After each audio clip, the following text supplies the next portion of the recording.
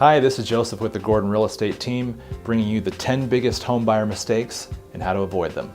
Home buying mistake number 8, not knowing what to expect the week of closing. Okay, so now we're 3.5 to 4 weeks into this process. You know, you've had the inspection done, the appraisals come back, your loan has gone through underwriting.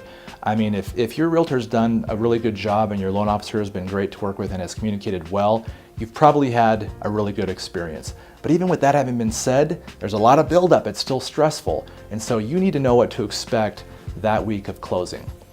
So for example, you want to make sure that your realtor does what's called a final walkthrough with you a few days before you close, which means you're going to go back to the house, walk through, and make sure that it's in the exact same condition that it was when you first made the offer.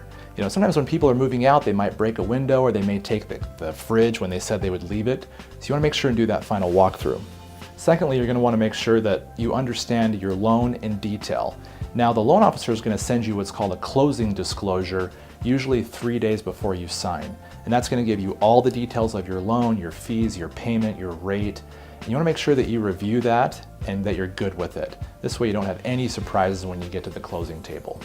You're going to want to make sure that you're clear on what your down payment's going to be, and also that you're clear on what your house payment's going to be. You know, you want to go into this closing with confidence, knowing exactly what you're getting and what it's going to cost you.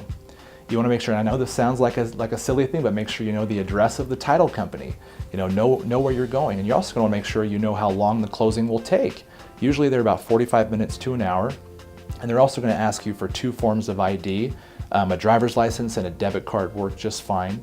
But make sure that you plan all this ahead of time so that you have a fun experience and that it's great all the way to the end. For additional home buyer tips and strategies, click the link below and I'll send you a free copy of my new book, The 10 Biggest Home Buyer Mistakes and How to Avoid Them.